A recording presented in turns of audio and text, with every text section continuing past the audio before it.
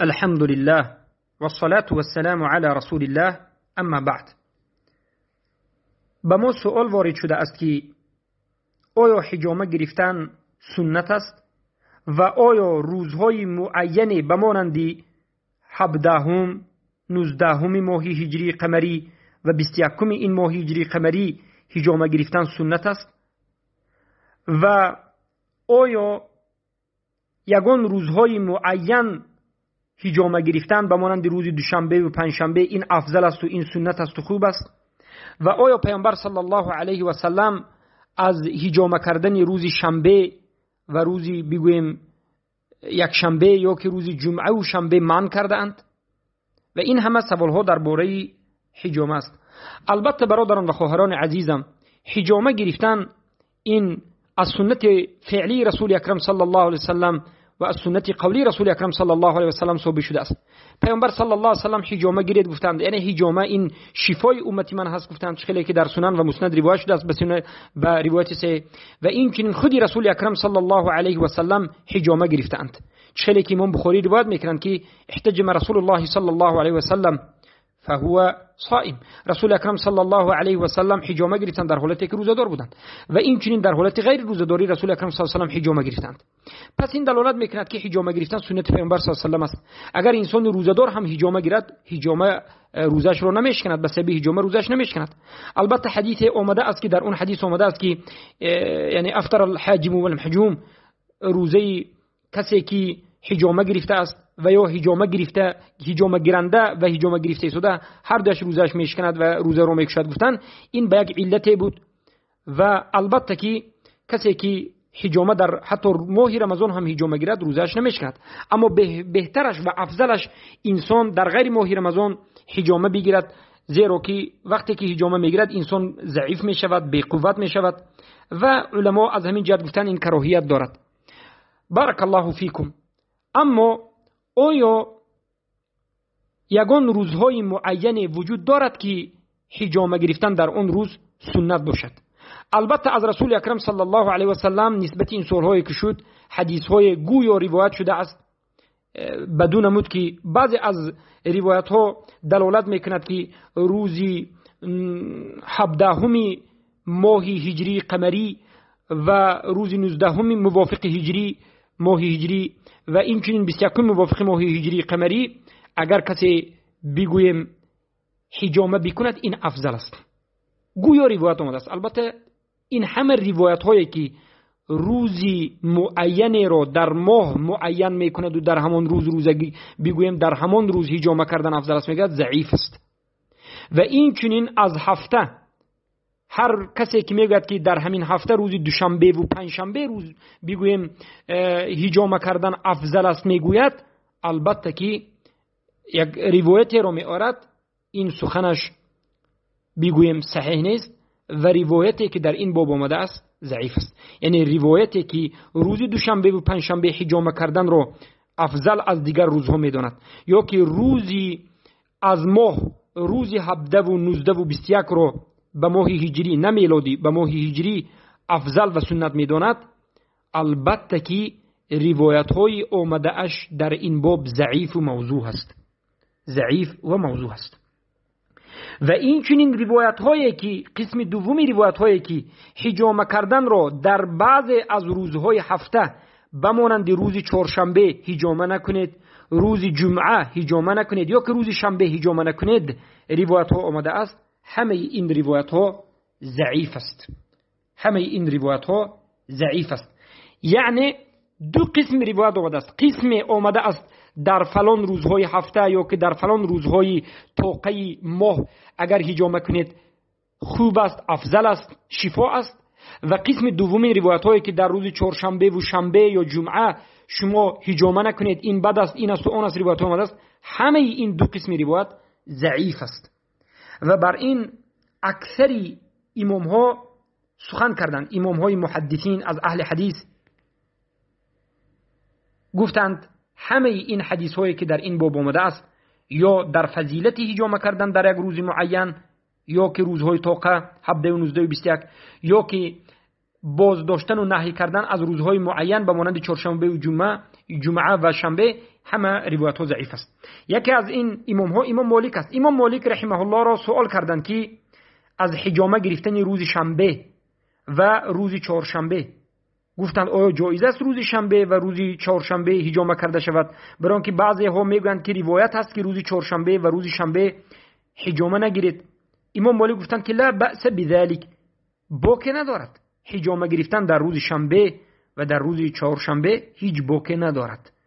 ولیس یوم الا وقد احتجمت فیه، و یگان روزی نیست مگر اینکه من در همان روز اگر خواستم حجامه میگیرم.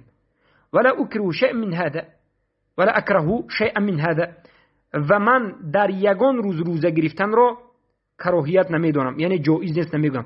مذهب امام مالک همین بود که در کدام روزه در ماهی بگویم در هفته نباشد، از همین 7 روزه که در یک هفته است، در کدام روزه اگر خواهند حجامه میگرفتند و یگان روزش را روزی بعد یا که حجامه گرفتنش ناجایز یا که مکروه، این خیلی سخن نمیگفتند. خیلی که این سخن امام مالک در المنتقى شرح موطأ مجله 7 صفحه 225 نقل شده است از عتبیه. و این چنین در کتاب بگویم الفواکه الدوانی مجله 2 صفحه 338 از کتاب مالکی ذکر شده است که میگویند تجوز فی کل ایام السنه حتی السبت والاربعاء، یعنی حجامه گرفتن جایز است در همه روزهای سال، حتی در روز شنبه یا که چهارشنبه. حتی میگویند امام مالک برقصد در روز چهارشنبه و یا که شنبه حجامه میگرفتند و حجامه گرفتن روز چهارشنبه و شنبه را مکروه نمیگفتند و یگان روز را حجامه گرفتنش را مکروه نمیگفتند. و همان حدیث هایی که در این باب وارد شده است که انسان ها را میگوید که در روز چهارشنبه و یا شنبه روزه نگیرید، برحذر باشد، امام مالک میگفتند که فلم یصح شیء، یگان روایت در همین باب صحیح نیست. والله اعلم. و این بود سخنهای امام مالک و مذهب امام مالک در این مسئله. عبدالرحمن ابن مهدی رحمه الله هم میگویند که ما صح عن النبي صلی الله علیه وسلم فيها شيء، یعنی في توقيتها، الا انه امر بها. از رسول اکرم صلی الله علیه و سلم نسبتی وقت حجامه، یعنی روزی دوشنبه کنید یا که پنجشنبه کنید افضل است حجامه رو، یا که روزی توقع 17ام 19ام 21 مابین با از بین بالای ماه هجری قمری حجامه کنید افضل است.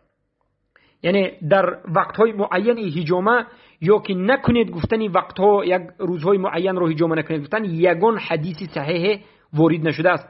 و هر حدیثی که و هر روایتی که در این باب روایت شده است که فلان روز حجامه کنید فلان روز نکنید، این روایت ها ضعیف است. و بارک الله فیکم این سخن را ابن الجوزی ابن فرج الجوزی در کتاب الموضوعات مجله 3 صفحه 215 هم ذکر میکند. و امام خلال از امام احمد ابن حنبل در همین باب ذکر میکنند که احمد ابن حنبل گفتند ان الحديث لم يثبت، حدیث هایی که در منع حجامه آمده است که روز چهارشنبه یا جمعه یا که شنبه یا که یگان روزی معین حجامه نکنید یا که روزی معین حجامه کنید افضل است، یگان حدیث ثابت نشده است. گفتند امام احمد ابن حنبل امام المحدثین سلف این امت. و این سخن را این چنین سخن خلال را ابن حجر اسقلانی در کتاب فتح الباری مجله 10 صفحه 149 ذکر کردند. و برضعی نقل میکنند و میگویند که شهیدت ابا زرعه لا يثبت في كراهة الهجامة في يوم بعينه ولا في استحبابه في يوم بعينه حديثا انتهى. در کتاب سوالات البرزعی مجله 2 صفحه 757 آمده است که ابا زرع میگفتند که در کراهیت حجامه، یعنی در یک روز معین حجامه کردن مکروه است گفتن یا که در یک روز معین حجامه کردن افضل است و درست گفتن، یگان روایت ثابت نشده است. ҳиҷома ро дар фалон рӯз анҷом додан, душанбе ва панҷшанбе 17, 19 ва 21 моҳи ҳиҷрӣ анҷом додан мустаҳаб аст, дар рӯзи чоршанбе ва шанбе анҷом доданаш кароҳият аст гуфтан ягон ривояте ворид нашудааст. ҳофиз ибн ҳаҷар дар шарҳи қавли имом бухорӣ дар китоби фатҳулбарӣ бабу фи айи саъатин яҳтаҷим, дар кадом соат ҳиҷома карда мешавад, яъне зикр мекунанд ва мегӯянд ки ваҳтаҷама абу муса лайлан, абу мусо ҳиҷома гирифтанд шаб, яъне шабона ҳам ҳиҷома карда мешавад, дар шаб ҳам ҳиҷома карда мешавад, яъне ҳиҷома кардан фақат рӯз нест, балки дар шаб ҳам ҳиҷома карда мешавад. зикр мекунанд баъзе аз уламо вақтҳои лоиқи ҳиҷома кардан, ҳадисҳое ки дар ин боб омадаст, мегӯянд лайса фиҳа шайъун ала шартih فكأنه أشار إلى أنها تصنع عند الاحتياج ولا تقيد بوقت دون وقت لأنه ذكر الاحتجام ليلا. یعنی در فتح الباری ابن حجر اسقلانی همین سخن رو ذکر کردن در مجله دهم فتح الباری صفحه 149 که یگان وقت لایق مخصوص برای هجامه کردن ذکر نشده است و یگان وقت رو از وقت دیگری برای هجامه کردن یعنی جدا کردن نمیشد. و این چنین عقیلی رحمه الله میگن که ولیس فی هذا الباب، یعنی باب هجامه کردن یک وقت معین گفتن یا که وقتی معین نکنید گفتن، یعنی یک روزی معین رو اختیار کردن برای هجامه یا که یک روزی معین رو انکار کردن، لم یثبت شیء، یگان چیز از روایات ثابت نشده است. حدیثایی که اومده است که یک روز افضل است یا که یک روز کراهیت دارد همش ضعیف است. و این سخن از عقیلی در کتاب الضعفاء الکبیر مجله اول صفحه 150 ذکر شده است. و ابن الجوزی رحمه الله در کتابش الموضوعات مجله سوم صفحه 211 تا 215 باب‌های کامل را ذکر کرده اند و حدیث‌های را روایت کرده اند و در آخرش گفتند هذه الاحاديث ليس فيها شيء صحيح، یعنی حدیث‌های حجامه که روزی معین را حجامه گرفتن افضل است یا که روزی معین را حجامه گرفتن کراهیت دارد، همین حدیث‌ها را گفتن همش ضعیف است. و امام نووی هم یعنی میگویند که والحاصل انه لم يثبت شيء في النهي عن حجامه في يوم معين. حاصل سخن، مختصری سخن و حاصل بعد از گفتگو همین است که میگند از رسول اکرم صلی الله علیه و سلم از نهی کردن حجامه در یک روز معین هیچ چیز ثابت نشده است. و در کتاب مجموعه مجله نوم صفحه 69 ذکر شده است که گرچند که خود امام نووی همین حدیث حسن میگه، لیکن میگه که در آخر یعنی بهتری قول امین است که ثابت نشده است. ابن حجر اسقلانی در کتاب فتح الباری مجله دهم صفحه 149 میگن که هذه الاحاديث لم يصح منها شيء، حدیثایی که وقتی معین به حجامه گیرید و در روزهای معین حجامه گیرید و این افضل است میگوید یا که یک روز معین انکار میکند حجامه گرفتنش ممکن نه کراهیت دارد میگد که یگان حدیث ثابت نشده است. بارک الله فیکم. پس از این روایت هایی که ما به شما از اهل سلف و از اهل علم از محدثین ذکر کردیم دلالت میکند که قول صحیح و قول راجح همین است که یک روز معین را برای حجامه کردن معین کردن، روز دوشنبه، پنجشنبه و یک روزهای معین را از ماه روزی 17 و 19 و 21 ماه هجری را یعنی اختیار کردن و به همین را مستحب گفتن و سنت گفتن و روایت آمده است گفتن درست نیست، بلکه حدیث هایی که در این باب آمده است ضعیف است.